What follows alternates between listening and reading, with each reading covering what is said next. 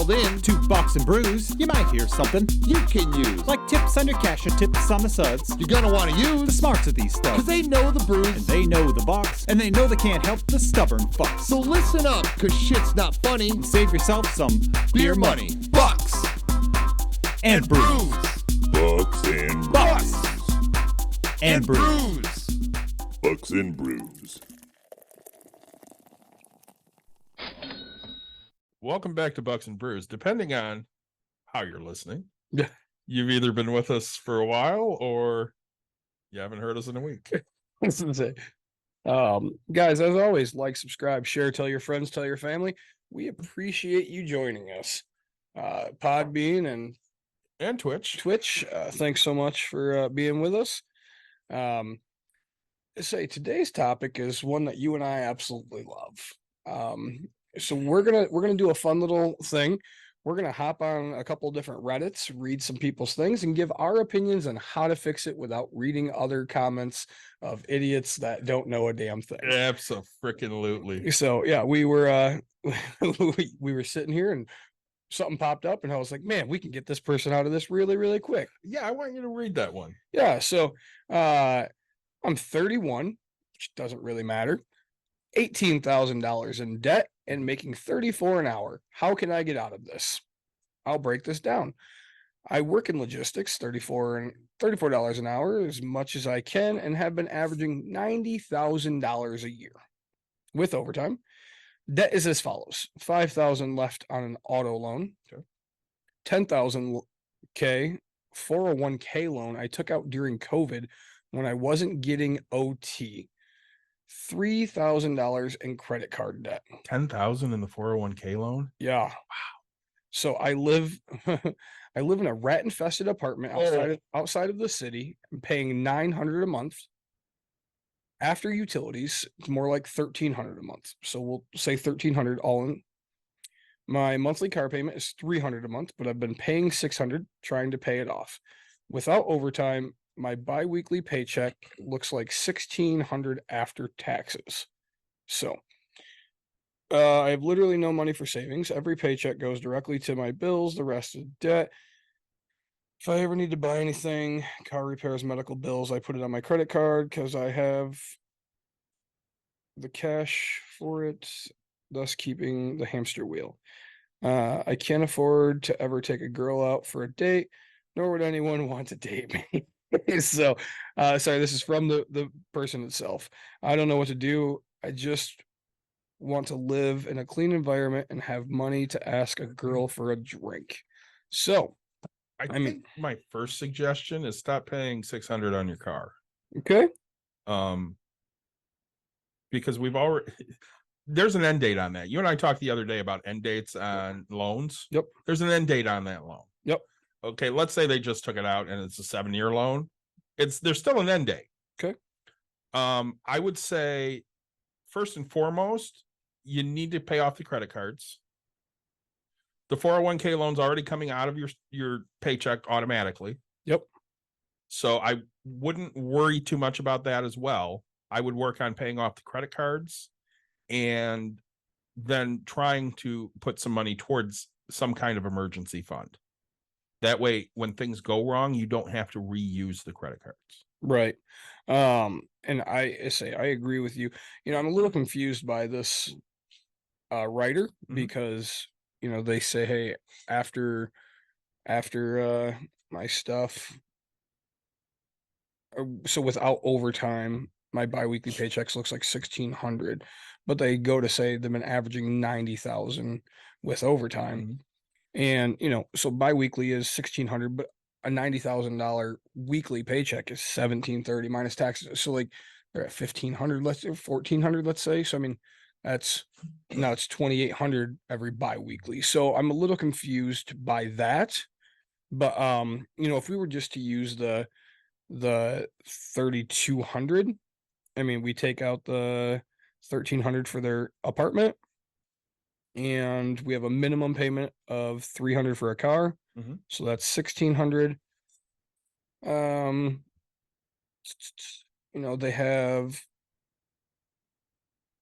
They haven't told, I say, I agree with you. So And I'm assuming with the 1,600 after taxes, that's including that loan payback for that 401k. I would assume. So, I mean, we have to.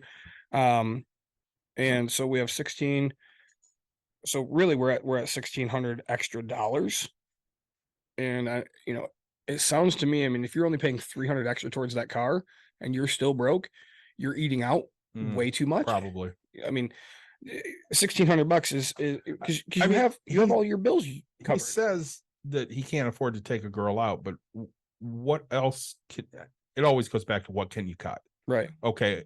Are you paying for Netflix, Hulu, Disney Plus, Yep. or do you not have that? Depending on how old you are, can you get away with maybe one thing? Right. Can you get away with, eating ramen for a month? Right. Hot dogs. I mean, Hot dogs, I mean, if you peanut butter and jelly. say, yeah, I mean, even say, quit being a Nick and thinking you need 4 meats on your Italian sandwich. Just go with ham or 4 pieces of salami Yeah. and 1 piece of ham. Yeah. I don't need 5 pieces of ham and 5 pieces of salami and 2 pieces of turkey And some cheese. Might as well have that pepperoni, baby, because I'm already here. My red wine vinegar. Now I really want a sandwich. You're not eating carbs. I'm not, but I can put it in a wrap. It's okay. No, but so to me, from the numbers they're showing, I mean, we have 1,600 extra, and if we do the 300, that's 1,300 extra. Okay, so I don't know how far away you live, what you're using in gas, things like that. So there's not everything that we need here, but this is why we talk about budgeting. So have everything. I mean, you did a really good job at kind of knowing what your debts are, which most people don't know exactly what their debts are. Well, and also what they're paying, for living expenses just for rent and utilities. I say, and I'm really happy that they, 400 for utilities included, so good for them for knowing that. And again, it's a rat infested place, which sucks, but let's get some stuff to get rid of the rats. Say, well, I mean, it says landlord or, so. Yeah, but still. But yeah, right. I mean, charge it back to the to the landlord, unless it's in your lease that you're responsible for it. Then really, you should have that type of take stuff. care of it. And say people, I don't think people understand that they can actually change the community, right? I mean, they really could go in and do it.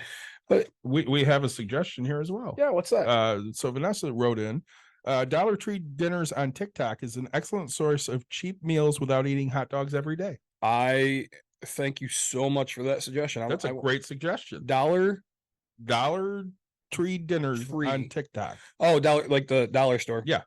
Yeah, because I mean they have frozen foods and stuff like that.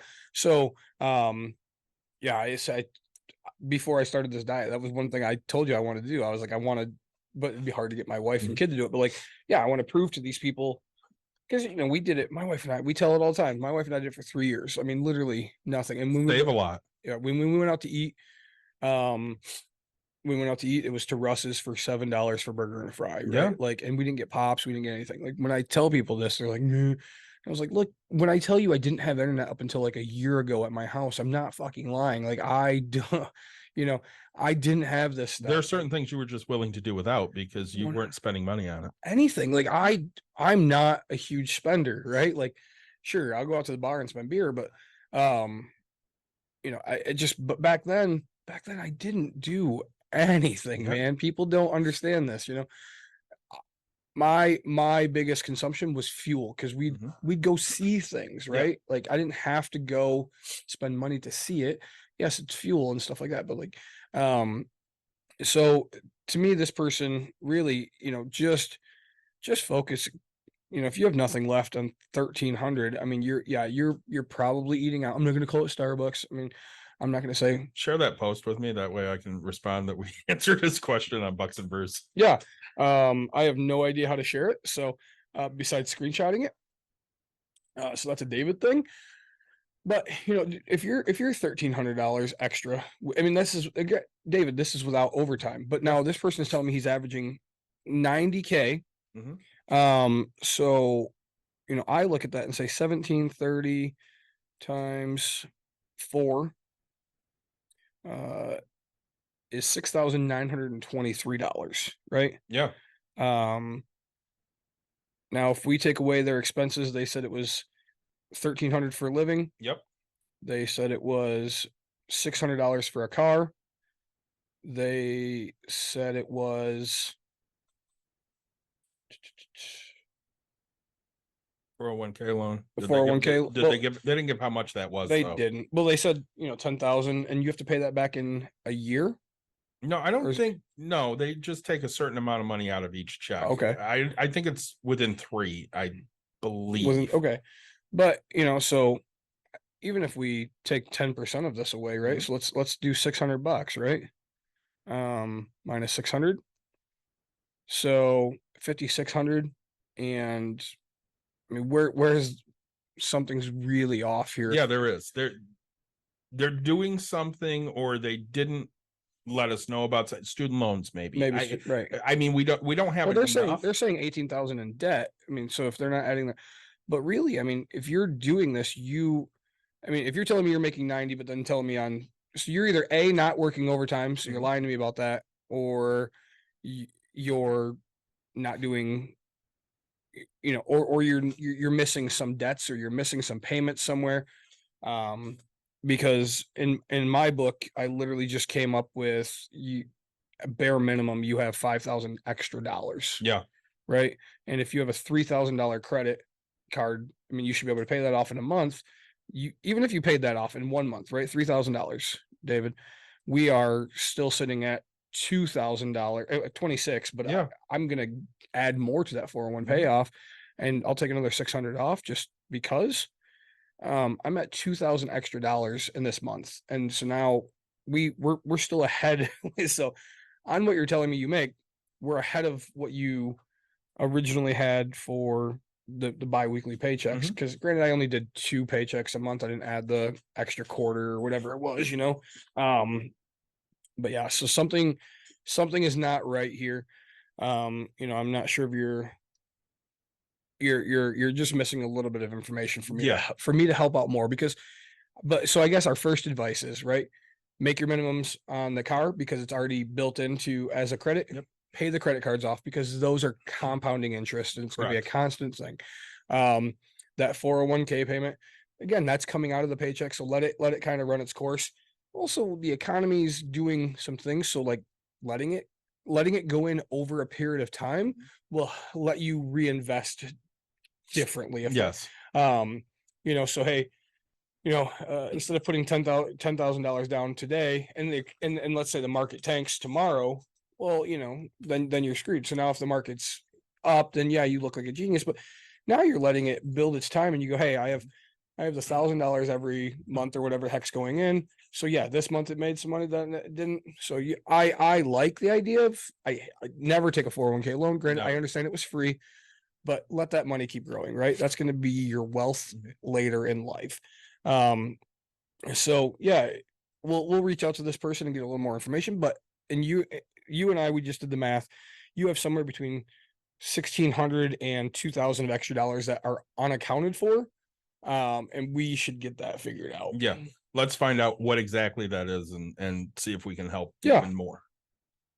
What'd you pull up? So, speaking of 401ks, I switched jobs and now I don't have a 401k. Okay. I opened a Roth IRA and maxed it out, but is there anything else I can be doing? Oh, yes. All I know about investing is max out your 401k, which I have done for years. I switched jobs a few months ago and everything is great. It looks like a long-term fit, but I'm going to need to get better at investing. Any advice is appreciated. So there's a lot of options out there. Yeah. Roth IRAs and IRAs, you're still limited on how much you can put in. Correct. So max that out, because if you're used to maxing out your 401k, you can still max that out. I would absolutely choose a Roth because we're hoping that our salary then would be more than our salary now. Yep. And if you make the right investments, it will be. Yeah. I mean, depending on the age that you Yeah. are, right? I just say, I hope you're young and starting it really early. So Absolutely. It's I would look at there's some great investment tools out there. you and I love Betterment, right? Love it. Index funds. And Yep. so, to me, you don't have a max, but you're going to pay taxes on the gains over the year. You are. But they take a really low fee. Betterment's going to be a sponsor for us. They just don't know it. Absolutely. And we I invest weekly in the Betterment. I know you do. Mhm. Caitlin does. It's a tool that you can constantly do, and you have your cash, Mhm. when you need it, if something comes there, but you should be using it as a retirement type thing. Absolutely. So that's a great tool to use. I love some of these robo investors, whether it's Stash or Public Yep. or Acorns. Yep. They allow you to buy fractional shares, a lot of them, so you don't have to, have $300 to buy a stock of Apple or whatever Apple's going for nowadays. Yep. And you do pay to use some of these, like Public's free, but you pay to use Stash, it's $3 a month. You pay to use Acorns, I think it's $3 or $5 a month, whatever it Sure. is. But there's ways you can earn free stocks with these as well, and that you can reinvest. Like with Acorns, if it's tied to your credit card, or debit card, they'll throw the change into your account. Yep. So if you spent 212, it'll take, what is that, 88 cents. 88 cents. Yeah. Couldn't do that math quick enough. So, And they'll throw it in your Acorns account, and Yep. you'll be buying stock with it, which is great, because then you're still reinvesting that stuff. Yep. I always suggest dividend stocks if you know enough about the stock market. I don't suggest it for people that are novices and don't know anything. But if you get dividend stocks, reinvest those dividends, because you're at that point always buying free stock with it. Yep. Well, and say, and I think that they're, so, and if you're just wanting it to be retirement, right? I mean, mutual funds, right? I mean, good growth stock mutual funds is something that's gonna get you longevity over a period of time. So, I'm very happy the fact that you're in a spot where you can invest and you want to invest. That's great. Keep it up. So I hope that that's some decent advice for the person. yeah, I hope so. I say, I'm in so much debt, I want to cry. I mean, we all feel that at times. I never thought I'd be in this situation, but here I am. I make $1,600 every 2 weeks. So, right now there's a total of $6,600 between 2 credit cards that I owe. That's not counting the bills from the vet. This sounds like a David. For about $900, or a Best Buy credit card for that, and it's like $1,900. Sorry, I should be clear. $1,900. I'm so in over my head. I don't know what to do, where to start, or if I can get out of debt. I'll have a pay increase in June from $20.50 an hour to either $22.50 or $23.50, depending on the job I get that pays 23 or not. But I'm still just very overwhelmed. If anyone that sees this has advice, of course, I know to not use them as frequently. I'd love to hear your advice. So Send that one to myself too, so that we can address them as well. yeah.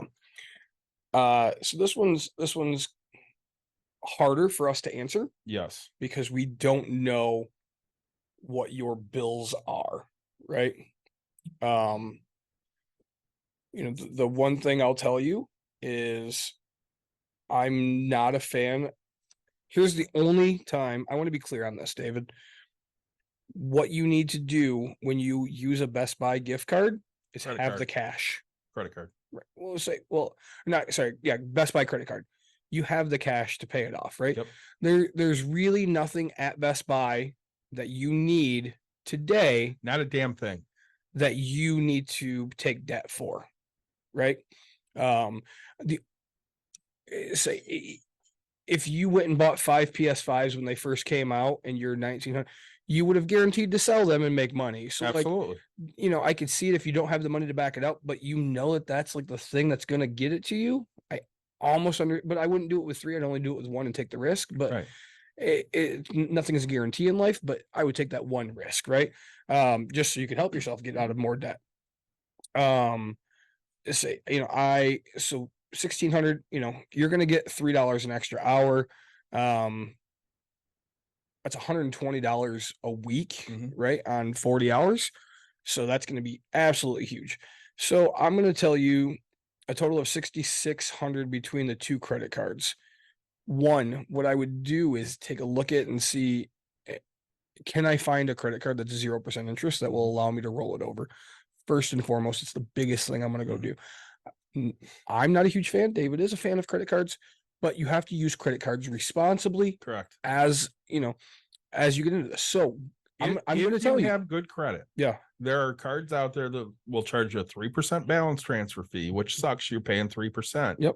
But they'll give you a year to pay it. and you'll have 0% And- interest. correct. So suck it up and pay 3% of $6,600, transfer that over, and you got a year no interest to pay it. Yeah, and so you're paying $200, Right. rounding up, but And now you're paying way more than that in finance charges. oh yeah, I mean, monthly. so 6,600, and let's just, what's a normal credit card interest rate? 23%. Okay, say times 0.23 is 1,500 divided by 12 is 126. I mean, so 1 month you've saved, or so you You'd be out an extra $80. yeah, say, and then And that's just 1 month. just 1 month, right? So now we're 10 months. So now if we do this, right, so we're gonna pay the extra 200. So now we're at $6,800 minus our payments. So divide that by 12. We need to make $566 payment, and we'll be out of that in the year, Yep. right? Say, and if you can't do that, hopefully I mean, you need to make that guaranteed minimum payment type thing to keep your credit really good. Month 10, we're going to open up another one for And 0% interest. do it again. And at this point, we're going to be, I don't care if we're halfway, right? So now we're at 3,400 for halfway, and we pay another $100 now because of the 3% rollover. Yeah. So you're at 35. I mean, you're gonna get there in that next year, guaranteed. Absolutely. So, that's the Hate to do it that way, I do. but it will work. But again, I say I don't know anything about their other bills. Yeah. Your veterinary $900. David and I disagree upon these. Yeah, I'd so- pay that without a of question. course, but I'm hoping that that's an interest free thing with a vet, right? That they, so My guess is they put that on the credit card, which you could have gotten care credit, which is No. 0% interest. say yeah. Let's say it's not counting the $900. But I don't know. And then it says a Best Buy credit card, so that's And- 3 credit cards. And the Best Buy credit card, there's never a reason to have a store credit card because Ever. no store has anything that you need. And, if you were telling me, hey, I'm buying food, then we're gonna have a whole different conversation, right? But oh yeah, so I guess that's the biggest key for us is, hey, consolidate your credit cards into a 0% credit card, or as much of it as you can into a Yeah. 0%. And so the trick, the hack, okay, let's just say you only get approved for 3,000. Yeah. Open 2 on the same exact day. Yeah. Because credit doesn't know that you've pulled it. It's cheating the system. It is. So now you'll have 2 of them that give you the same offer of $3,000, and you just go, yep, I'll take them. Boom, roll them into it, and now you have these. So, because if you wait longer than a day, it'll show on your credit that, hey, you have an open line, but otherwise it just shows, hey, I kind of screwed this up. Here you go. So, All right, this is a fun one. I received a random Zelle for $1,625. oh no, Hello, Reddit. I had an odd situation. On Sunday, I received a Zelle payment for $1,625 from a name I had never heard of before. Also, I never got the text I usually get when getting my Zelle payments to receive the money. It just went into my account. On Monday, I called my bank and asked them if they could reverse the payment, and the bank said they would. However, as of this morning, the payment is still in my account and the funds are no longer pending, but fully available. Here are my questions. 1, is this a scam? 2, is there any way I can return the money? Thank you for your help. First off, you don't know this person. right? So is this a scam? 100%. Because you don't know this. You don't know them, yeah, Could it have been a mistake? Possibly. but you're still responsible for that. Correct. So Zelle is just like Venmo or PayPal or Cash App, any of these things. So you can send money to anybody you want, and they could have just made a mistake and sent it to the wrong person. Yep. But in that case, they're going to want their money back. So don't go spend it. Is there any way you can return the money? You're going to have to work through your financial institution to do that because it's already in your account. So there's not a whole lot else you can do. Just to take a quick break here, Vanessa, they're going to kick us out of the live here in a minute. So I'm going to just restart it right back up so you can hop back in. Okay. Because they limit us to 120 minutes because they're dumb. So close, exit, new live show. No, and yeah, no. So if somebody didn't get it right within however long, they're gonna go, hey, this went to the wrong person. They're gonna get their money back. They're gonna take it from you in one way or another, right? Yes, absolutely. You are not entitled to that money. Just so if you find money on the street, you actually have to make a valid effort to try to find the owner, right? So if it's $1, and even if it's $1, you're technically supposed to say, you're supposed to go, oh, anybody dropped this, and but because you have to find the rightful owner of the money. This one's a little bit more confusing. Okay. I love confusing. No, all right. I inherited my mom's 401k. She had with Delta Airlines. Mhm. She died at 73, but never touched her 401k. Now Fidelity says I can't touch the money for many years to come. I am 30. Update. Sorry. I know 60 seems like not a lot. So it has 60K in there.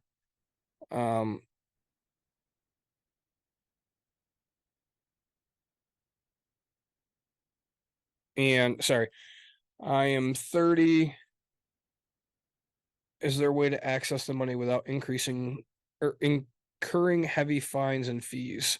I believe they said it would come out to almost 40% in fees. So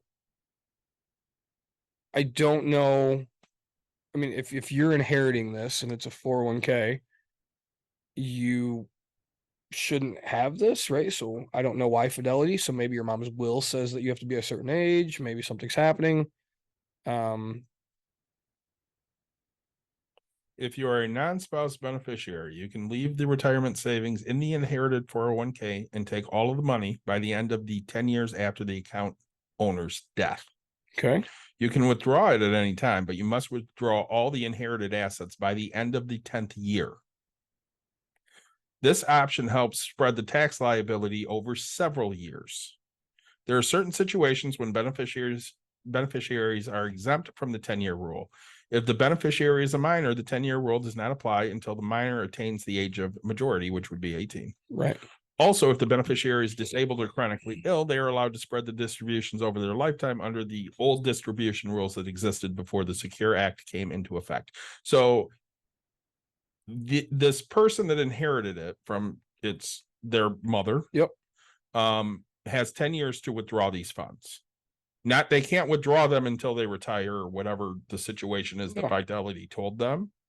That's an outright lie. Yeah. Or maybe Fidelity is just whoever they spoke to there doesn't know. But they're not allowed to leave it in there for more than 10 years. Yeah. So their best bet is every year take a disbursement so that by 10 years it's gone. It's gone. Yep. And what I would do with that is roll it over into a Roth. That's what I would do. Yep. Unless you need the money. Well, let's say, and they said they needed the money. So, and if you need the money, yeah, you're going to pay penalties on it. You're going to pay tax. That's life. That's why they're saying if they take it out in one lump sum, yeah, they're probably paying 40%. Right. But if they spread it out over 10 years, they're probably paying less. Yep. So, and I think that's the best option is just, if you absolutely need it, then pay the 40% and be done with it. But if you can let it gain more interest over the period of time, let it do that. So schedule it. My thing would be to talk to the bank itself, and say, hey, what would it look like to withdraw 10% penalty, and or what would it over 10 years, and how would I be able to do that? So Did you get off of that one? I did, Oh. but sorry, I I forget. can find it though. Yeah. And so, yeah, say, hey, put me on a payment plan so that way, and then pay the lump sum at the end of the 10-year period. That way you're gaining more money throughout the entire time. I have no idea how I found that I one. can find it. No, it's gone. So You think it's good? Well, yeah. do you have a Reddit account? Yeah. Because you're just on Reddit here. Let me go. Oh, there it is. So no, you don't. Oh, I have a Reddit account. You're not signed into it. Oh, is that the problem? Yeah, so I don't think I can get back to it. Oh well, they will not hear us. Our answer. We'll figure it out. So back to 401ks. Current job doesn't match 401k contributions. As the title states, my current job does not do 401k matching, as it's a small family-owned company. They said they're working on it because business has been increasing, but no timeline has been given. Is it worth it for me to still open a 401k? Or what other options can I do to maximize my savings? My last jobs had matching, so this is new to me, and I'm not sure the best path to take here. Money is tight, so I want to keep this to just one type of retirement option. So that's why I'm asking if it's worth to put money in the 401k, or if there's a better option I can take. Nick, you and I are both going to say the same damn thing, aren't we? Yeah. Betterment. It's the best way to do it. So, it's just a better option, because if they're not offering you, it's great that the company has a 401k. Yep. Because they are offering you a vehicle for retirement. They just don't have the money to also help fund that, which happens with a small business sometimes. But what you need is also a company, or a place to put your money that can help you get money for retirement. And that's what we're looking for here. So take that money, put it into a Betterment account, whether it's a Roth or a straight IRA or just their investment account, and ride whatever you need to, for your monthly payment. Yep. I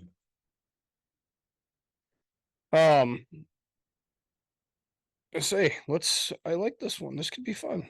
All right. I am thinking of taking out a personal loan to pay $15,000 in debt. Ooh. Currently, I have 11,000 in credit card debt, 3,000 in an auto loan at 29% APR for my credit cards. I think it would be smart to take out a loan to pay it all off. According to Credit Karma, I have a great approval rates for a loan of $15,000 at 9% APR. My credit is around 740, currently employed.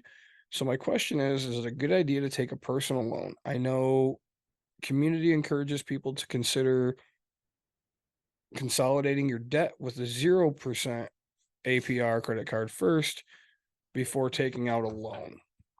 I mean, if you can, great. Yep. If you can't, I mean, that's okay. Yeah. My question is, why are we putting the car into this loan? Because I would have to hope that your car payment is not at 9%. Correct. So I wouldn't even suggest touching the car. Yep. But if you're paying 29% interest, anything is better. I mean, that's 20% lower. Right. So get instead of doing 15, which I don't know why they're doing 15. Granted, they could be rounding down, but it says 11 and 3, which is 14 to me. Right. And then you're saying 15. So, I guess if they're approving you for 15, you don't need to take 15. Fine. Then, if they're forcing you to take 15, great. What you're going to do is you're going to pay that 4,000 right back, right? Just give it right back. You're not going to get any interest on that 9%. Just boom, paid off. They might incur 1 month of 9%, but it's better than that. It saved you 20% off of that right away. Right. So that's going to be the biggest key. Also, I think you need to figure out why are we. So to me, it's always a deeper thing. It's sure you figured out a way to consolidate this, but why are we $11,000 in credit card debt? Mm-hmm. Because now if we get this personal loan, I mean, do we have enough money to pay this? Are we doing the right thing? No matter what, you're going to have to do it so that way you can lower that payment. All right, sorry. So $11,000 times 0.9 is 3190 divided by 12. So $265, right? Monthly. Now, if we go to 11,000 times 0.09 is 990 divided by 12, we're $82. So literally you're cutting it into a third, right? I mean, it makes perfect sense to do it. You're less than a third. So you'll have $200 extra going towards your payment. And if you're making your minimums, then now you're going to excel your minimums and you'll have that thing paid off in no time. So to give you the answer, yes, try for a 0%. If you can't get it, I mean, they're giving you 9%. Yeah. Take it and fucking run, right? Absolutely. Your car, so to reiterate, your car, I'm assuming it's less than 9% interest. So keep the car Keep the payment car wherever going it is, and do that. All right, Nick, I know your answer to this one, but Yeah. I ask it anyways. Has anyone here successfully edited their timeshare? I know I'm stupid for falling for it. Trust me, my spouse and I regret it every day. So please don't say that I was dumb or I should have known better, because I don't need that right now. And I already know that I was dumb. I just want to know if anyone has successfully exited their timeshare. What methods did you use? Any resources you recommend? I'm so scared and we need this massive burden out of our lives. There's so many timeshare exit scams out there too. Thank you in advance. I hope someone can help. Nick, who would you tell them to talk to? Bucks and Brews. And then Bucks and Brews is going to send you to Tug, which is Timeshare User Group. Yep. Brian at Timeshare User Group Just is fantastic. the fucking best. And I mean, I find myself on there randomly now, like looking up, of course, trying to find something cheap, like last minute. But the website again is tug2.net. Yeah. Okay, they're a .net. They started so long ago, and there's forums, there's things. They're going to help you get out of it. Also, right? I mean, they're going to walk you step by step on how to get out of this. Mhm. You can. There's a million ways to do. I mean, not a million. There's one real way to do it for each individual company. So figure out which one you have, and they will walk you through exactly how to do it. Because, some of them are you have to mail specifically, this way. Some of them you have to call and do this. But find out what you own, go into that forum. They will give you the exact thing. So it's tug2.net. I'm actually going to look up our episode and link it in the thing there in the subreddit. Yeah. Ooh, this one could be fun for me. How to transfer my personal debt to my business debt. Ooh. I'm looking for ways to transfer my personal debt to my business debt. To provide some context, my LLC is relatively new, just 6 months old. Unfortunately, I accumulated debt of over $10,000 on my personal credit cards due to business expenses. It's crucial I pay off these cards ASAP for obvious reasons. There is some good news to share as well. I recently received a cash investment of $20,000 for my business. In total, we have received approximately $50,000 in investments, including the $20,000. Currently, we have a little over $20,000 in our bank account. Now, my question is consolidating my LLC's age. Oh, sorry. My question is, considering my LLC's age, is it possible for me to leverage the most recent $20,000 investment to obtain a low interest loan or credit limit that can be used to pay off my personal credit cards? If so, what are my options in achieving this? Thanks in advance. Okay. So your LLC is 6 months old. Mhm. And the answer to this is your accountant is going to teach you how to categorize your expenses. So you're going to have your receipts for your $10,000 that you spend, because you didn't establish your LLC, but it was all business expenses to get in, because let's just say, right, you pay $50 to get an LLC. Technically, you pay that before your LLC is there. You still write that into your business.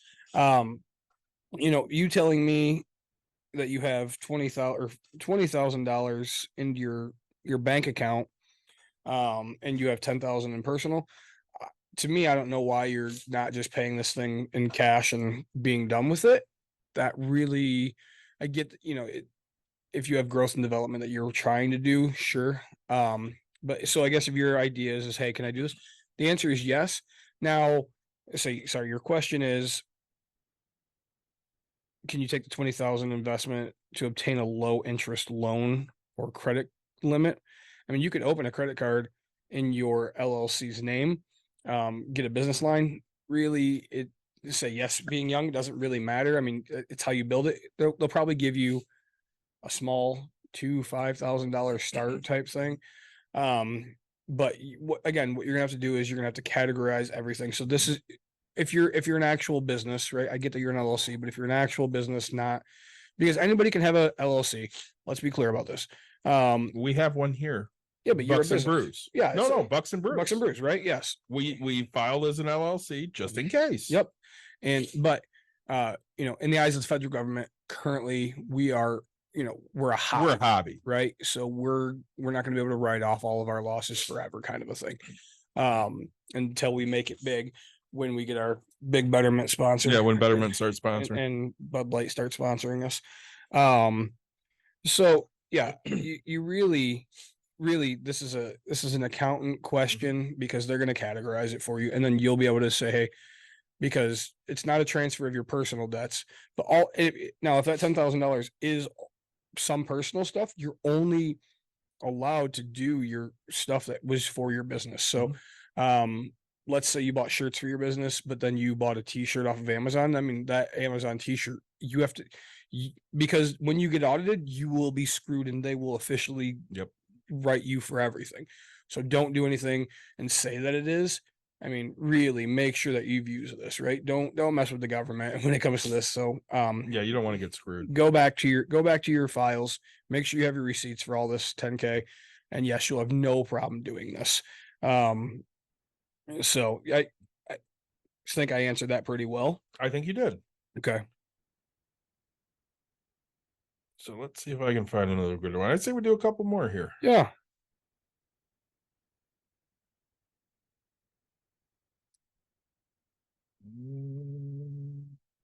Oh, here we go.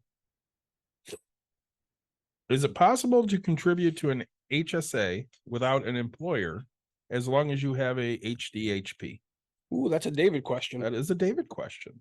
So let's break down what all these acronyms are. So is it possible to contribute to a health savings account without an employer as long as you have a high deductible health plan? So one of the main things to have an HSA, not one of the main condition to having an HSA is it has to be partnered with a high deductible health plan. Good. If you do not have a high deductible health plan, so I had an HSA last year, I do not have a high deductible health plan this year. I have a straight HMO. Yep. I cannot contribute to my HSA.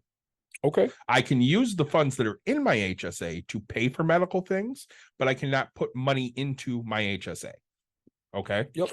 So do you have to have an employer? No, you can get an high deductible health plan on the marketplace. Yep.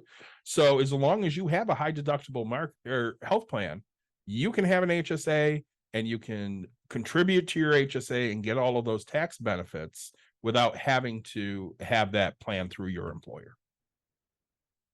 Yeah, no, and that's great. I mean, that's great advice, because most people don't know that. I mean, right? If you're not into the medical field and how that all works. So I think that's going to be their best option. So $20,000 personal debt and would appreciate advice. Hi all. I inherited my family home after my parents passed away when I was 25. I was fine until I lost my job due to COVID. When my personal finances have been out of control since then. I have roughly $20,000 outstanding credit card debt I also have 10,000 RRSP from my parents. RRSP? I don't know what the fuck that is. I'll look it up. Yeah, thank you. And the house is worth $200,000, completely paid off. I have no savings. I am in credit debt for paying the taxes and insurance on the house. The house is completely paid off. It is my only residence. I do not currently have a job. When I had my full-time professional job, this wasn't an issue of paying taxes and my own cost of living stuff. Sorry, it escalated quickly. My question is, what are my options for debt control? I was looking into bankruptcy, but I don't want my family home taken as repayment. And a consumer proposal seems similar. I am going to speak with an LIT licensed attorney. No, I don't know. But would like to wrap my head around everything before I call so I can communicate better. Any insight would be appreciated. Okay, I don't know what an LIT is, Yeah, me neither. but I can tell you what an RRSP is. Yeah, let's hear it. Something that you and I should know. Okay. It is a registered retirement savings plan. Oh, okay. So, typically in Canada, We don't know all these acronyms. Sorry. this seems to be a thing in Canada. Okay. A registered retirement savings plan is a savings plan registered with the Canadian federal government Okay. that you can contribute to for retirement. So that's why we don't know, because we're not Canadian. There's a whole lot of information there, and I only tapped into some of your reading. Yep. So how about you start talking and I'll Oh, so jump in. all right. You say you inherited it when you were 25. I don't know how old you are now. 20,000 in outstanding credit card debt and maybe taxes. You said you use this to pay taxes and insurance on a $200,000 place. I'm kind of calling bullshit that it's got to be multiple years, right? That's where I get the whole, I don't know how old you are now, but like, so you haven't had a job for how long? But you don't get 20,000 in taxes and insurance off of 1 year's worth of payments, right? So there's more credit card debt, right? I mean, I have, $1 million building and I don't pay $20,000 in taxes, Right. and I have one of the highest tax areas in America here. So if you ask me, okay, you don't have a job. I'm fine. $20,000. Okay, so the house is paid off. You have this debt. It sounds like you're single, because you didn't mention family, anything like that. Get a renter, right? Mhm. I mean, that's going to pay this thing off just like that. So split the house. Rent a bedroom. You don't have to go get a job at that point, right? Right. And it'll pay. Also, say without a job, you can't really get a HELOC. I mean, I guess somebody will do a 50% HELOC for you. If you are in Canada, things will be a little bit different. But really, yeah, my thing is let's get some income, right? So yeah, I do wonder how old this person is. they said I was 25. Right, but now, Right. was this are they 30? Are they 45? Are they 60? Right. And I mean, a lot of that makes a difference. So, okay, they're not working. Mhm. But if they're not working at 65, it's way different than not working at 35. Right. Well, I say, and this was, so yeah, it doesn't seem like it's going to be that long, but I guess I would say, if they're 25, it could be within the last year, I guess, or so. And let's just say you're 30 now. So you had all of COVID because you lost your job because of COVID. So Yep. we have 3 years worth from the beginning of COVID to now. So 3 years worth of debt. You haven't gotten anything. So if we divide 20K, that's just shy of $7,000 a year. And Yeah. really, if that's all it takes to make your bills, 7,000 divided by 12 is $583. You could rent a room for, and I don't know how big the house is, but Right. somebody will rent it for $600 a month. Now you're even. You got to eat, do whatever you got to do, but you have another 600 for 2 rooms. I mean, that's 1,200. Now you've paid all your bills and you're doing just fine. Yeah. So there are definitely opportunities. this one's really, really easy for me. Yeah. It's just, hey, either A, go get a small job to pay this back real quick, or get a renter or Yeah. two in there. Heck, I don't know if you're 25. I don't know if you have a friend that you can go stay with or something like that. Rent the whole house out for however much it could be, because I mean, I think you'll do just fine. You could rent a house out for You- even for cheap at $1,400 a month. Yeah, it's saying everything depends on area and stuff like that. But let's just say it's the the 1% rule, right? $2,000 for the house in the area that you're in. Just kind of look at it that way. Hey guys, Yeah. I feel like I fucked up big time, Oh, and I don't know what to do.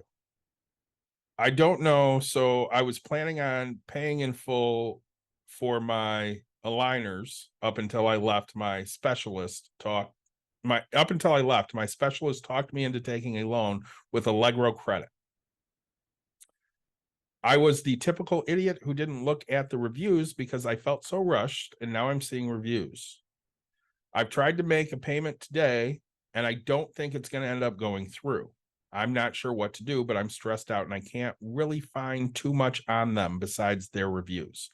Meaning that probably most people do a background check on this type of stuff. I'm 19 and I haven't been able to ever say no because of the things that happened while I was growing up. But this is my wake-up call to grow a backbone. I'm also certain that there are a lot of grammatical errors in this, but I'm not able to try and figure all of that out right now because I'm so anxious. I'm guessing aligners is something with teeth. I would assume. And absolutely, you should never enter into any loans without knowing full details. And the fact that your dentist, I'm going to guess, kind of pressured you into this is not great. It's Right. just not great. I say they're doing it because they want the sale. They do, And- and not really explaining to you what's going on. There are several ways out of this. You can always go get a loan someplace else and pay this one off. You could roll it over to a credit card, if, as we discussed earlier, find one that has 0% interest with a balance transfer and just transfer that right over to that credit card. It'll give you a year to pay off that money. So there are options out there. Yeah, and I say, don't say, if somebody's forcing it upon you, it's not something you usually want, right? Correct. That's called a sale. Yep. Let's say, and figure out what's best for you, but don't go taking high interest. Kind of goes back to an episode that we were on. Yeah. So, would you hire someone with personal debt? Okay. Hi, all. Blank here. Please forgive me for this dumb question. I'm starting to look for my first accounting job. If you're hiring someone and run a background and credit check on them and see they have student and credit card debt, how much does personal debt weigh in your decision on hiring? I currently have student loan debt and about $16,000 in credit card debt, but have a lengthy credit history. I'm 38 years old with a credit score of 765 on Experian. I'm planning to get rid of this. I'm planning to get rid of it this year, but in the meantime, I don't know if it would reflect poorly on me. Any advice? I think the only cause for to pause would be the fact that you're looking for a job in finance. Mhm. And it's possible that an employer would run a credit check on you to see if you might be a risky employee for their finances. But at the same time, I know that many people have debt, And that doesn't necessarily tell me whether you're good with money or not. So you and I have had this conversation several times over the last few weeks of it, you know, and I don't know if I've said it to you this way, but imposter syndrome. Yeah. I have a lot of imposter syndrome right now because, you know, I have these medical bills that have to be paid. And unfortunately, I don't have the money to just pay them. So I'm making payments on all of them, and it's no interest. So it's not like it's costing me money to take time to pay these. Right. But because of the financial person that I am, I feel like I have imposter syndrome because I tell everybody, you know, be fiscally responsible. And I'm sitting here not fiscally responsible all of a sudden. And it sucks. It's a shitty position. But does that mean I'm not good at finances? You know, the common sense part of me knows that, yeah, I'm still very, very good at finances. I'm just not at a position where I can pay what I want to pay on these bills right now. Yep. And, you know, same with this person. They have debt. They know they have debt. You know, if they have a credit score of, what do you say, like 675, 775? Yeah. So 765 credit score tells me that they're making their payments. They're making them on time. They're probably paying more than the minimum. Yep. So they're still being financially responsible, even though they have debt.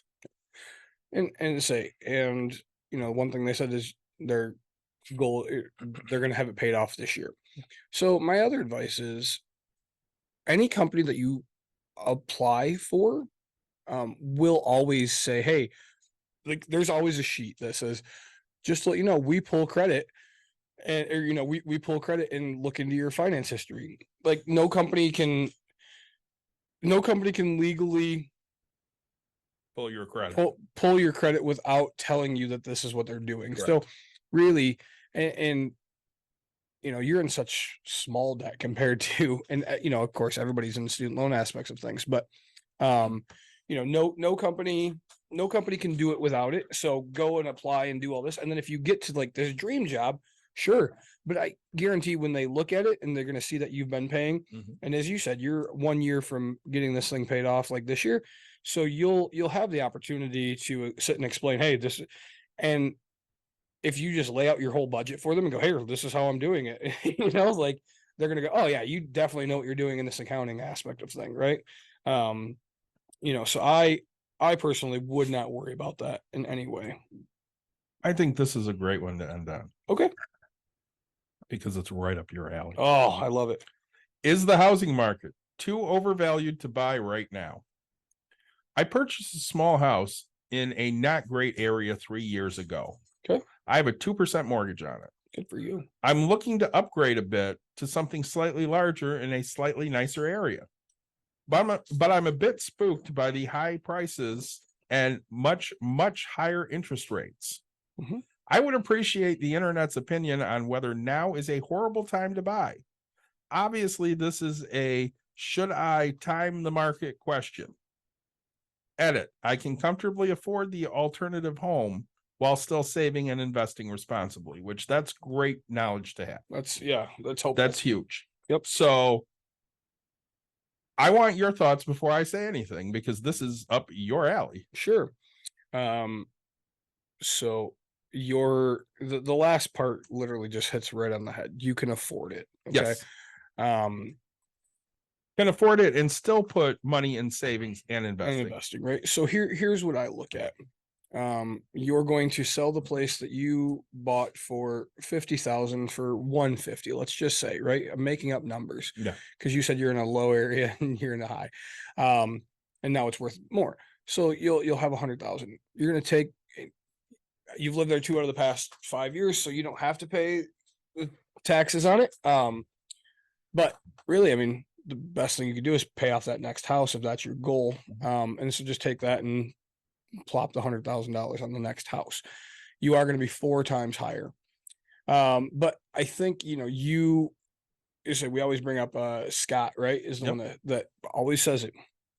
Yeah. Okay. So if you buy it in the high market, right, and it goes lower, are you planning to move?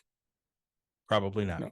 Are you selling the house? Probably not. Okay. So it doesn't matter that it's going to become lower, right? Because I mean, the value of it's going to go lower, sure, but you're in an area that you like, you can afford it. Everything, there's so many perks to this next jump. So my opinion is, right, sell that low one, at a high, buy the next one at a high, but it'll go low, but it'll go high again, right? I mean, the real estate economy ebbs and flows. Yep. So when you're buying high and buying high, or selling high and buying high, it's the same, and you can afford it, right? Now, if you think that there's a chance that you are not well established in your job and things like that, and if it's going to get tight, but you're telling me that you're being able to invest in savings and retirement, I mean, that's two huge things for me. You know, I personally would tell you, hey, keep it at 25% of your income, and then go with it. So my opinion is, yeah, go buy in the nice area. Go get yourself that. You can afford it. You've earned it. You've done it. And you know, if it was me, hell, rent out the house. But no, you know, I mean, if you're gonna make 100K, let's just say, you're not gonna make that in rentals for a long period of time. So Well, I'm going to throw in a caveat to this, and then I'm going to hop on my soapbox because Yeah. we know I love my soapbox. Yeah, you get it right now at 8%. Yep. But in 3 years, when interest rates drop, Yeah. to let's say 4, refi. Yep. No big deal. Cost you $4,000 or Yeah. $3,000 and you'll be fine. You know, and because, so if the market tanks, when it tanks, whatever happens, we'll talk about it in another episode. Interest rates are going to drop. You look at history, this is what happens. You know, they're sure, unless the market stays tanked and they keep raising interest and everything just goes kaput. But I don't think that's, again, this is an opinion on what it is. But if you're telling me you can afford it and you can do it and you've run the numbers, you seem like you have a smart head on your shoulders, like, yeah, go do it. If it's tight, don't do it, right? If it's, oh, I can, but if you're telling me you're still doing your investments that you want, you seem like you've run the numbers. I would personally sell the house, put the offer in, you know, and buy the next house. So soapbox time. Yeah, Inflation is much more under control than it was 2 years ago. agreed. And of course, they're talking about a couple more raises of interest rates in over the next couple of years.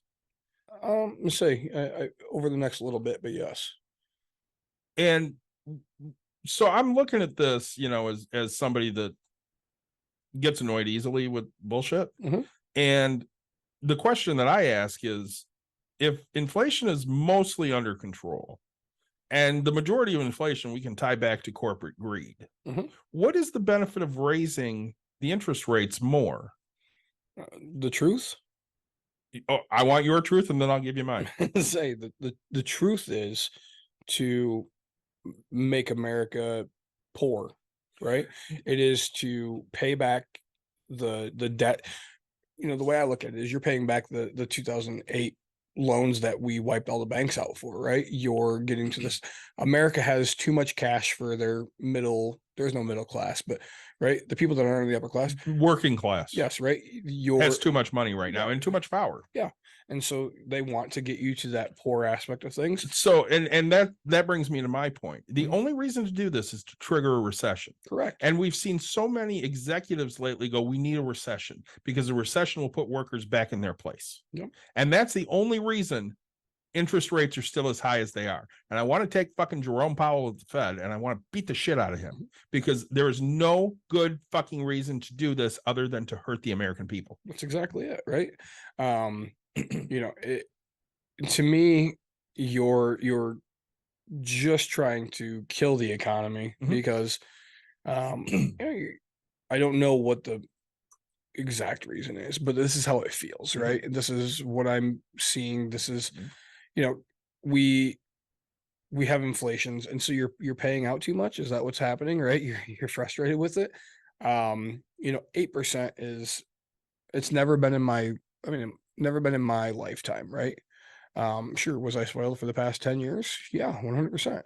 But you know, there is, so you know, I've heard so much, and we'll have another episode on this, right? But you know, there's going to be a couple more bumps, and then we'll, you know, I some of the economic people I've talked to, you know, say we're going to go into 5.5 in the next 2 years, right? So, to that person again, you know, when it hits the 5.5, right, do it. You know, I'm not say if you go from 8 to 7, Yeah, I mean, I'm 50-50 on if I do it, but if I go from 8 to 6 3/4, oh, I jump on it, right? So I'm about 1.25 every time I do a refi. So, I enjoyed this episode. I say, I do always love answering Reddit questions because it gives you a nice variety of different things people are going through. yep. And I wish we had all of the information, but sometimes it's fun to just speculate. So, guys, I hope you enjoyed this episode as much as we had fun reading them. Say, as always, like, subscribe, share, tell your friends, tell your family. We will be back with you in no time. Yeah. Thank you for joining. And if you have ideas, please let us know because we love answering your questions as we just proved this entire episode. That's a fact. Talk to you guys soon.